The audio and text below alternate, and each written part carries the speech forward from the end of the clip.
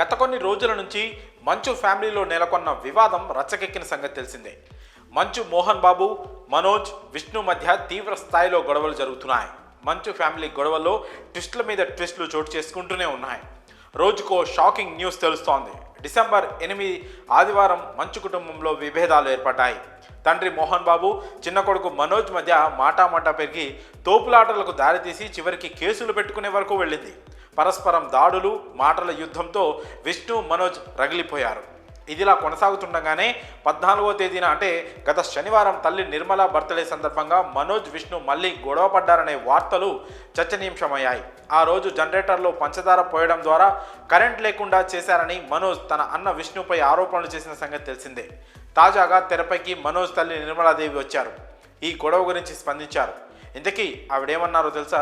తెలిస్తే ఖచ్చితంగా షాక్ అవుతారు. గత కొన్ని రోజుల నుంచి జరుగుతున్న ఈ వివాదంలో మనోజ్ చెబుతోంది అబద్ధం అంటూ నిర్మల క్లారిటీ ఇచ్చారు. ఆదివారం నాడు ఇంట్లో విష్ణు ఎలాంటి గొడవ చేయలేదంటూ ఆమె స్పష్టం చేశారు. పహడీ షరీఫ్ పోలీసులకు మోహన్ బాబు భార్య నిర్మలాదేవి ఓ లెటర్ రాశారు. తన పుట్టినరోజు ఎలాంటి గొడవ జరగలేదంటూ అందులో చెప్పుకొచ్చారు. ఆ రోజు ఇంట్లోని జనరేటర్లో విష్ణు పంచదార పోశారంటూ మనోజ్ చేసిన ఆరోపణలను తల్లి నిర్మల పూర్తిగా ఖండించారు. తన పుట్టినరోజున కేక్ తీసుకొని సెలబ్రేట్ చేసేందుకే విష్ణు వచ్చాడని చెప్పారు. ఆ కేక్ కట్ చేశాక తన సామాన్లు మాత్రమే తీసుకొని వెళ్ళాడని చెప్పారు నిర్మలాదేవి.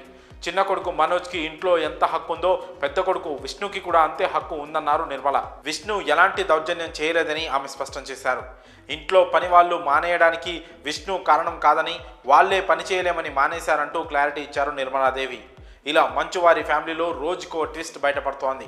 మంచు ఫ్యామిలీలో జరుగుతున్న ఈ విభేదాల పట్ల మంచు ఫ్యామిలీ ఫ్యాన్స్ చాలా బాధపడుతున్నారు. ఇక ఈ వివాదం ఎప్పుడు సద్దుమణుగుతుందో చూడాలి. మరి ఈ విషయంపై మీ అభిప్రాయాలను కామెంట్స్ రూపంలో తెలియజేయండి.